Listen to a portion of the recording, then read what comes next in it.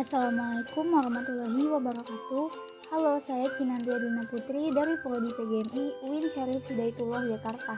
Di sini nantinya saya akan menjelaskan tentang keterkaitan sejarah terhadap waktu, keberlanjutan, dan perubahan.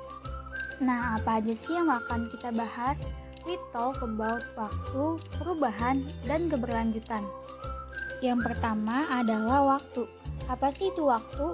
Waktu adalah seluruh rangkaian saat ketika proses, perbuatan, atau keadaan yang sedang berlangsung.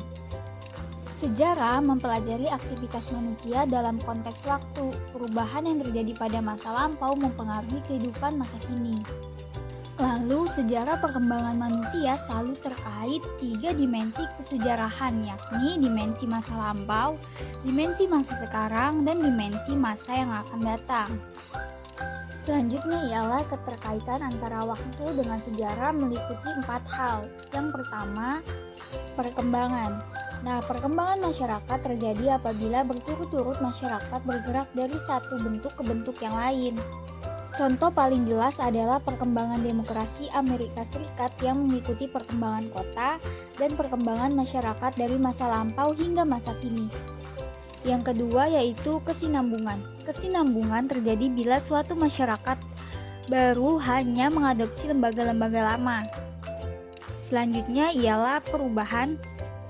Perubahan terjadi apabila masyarakat mengalami pergeseran dan perkembangan, akan tetapi asumsinya adalah adanya perkembangan besar-besaran dan dalam waktu yang relatif singkat. Dan yang terakhir yaitu pengulangan. Pengulangan terjadi bila peristiwa yang pernah terjadi di masa lampau terjadi lagi pada masa selanjutnya, misalnya jatuhnya kembali jabatan presiden kepada Presiden Joko Widodo dalam pemilu 2019. Selanjutnya ialah keberlanjutan. Dalam mempelajari sejarah, rangkaian peristiwa yang ada merupakan peristiwa yang berkelanjutan. Kehidupan manusia saat ini merupakan mata rantai dari kehidupan masa lampau, sekarang, dan masa mendatang. Setiap peristiwa tidak berdiri sendiri dan tidak terpisahkan dari peristiwa lain.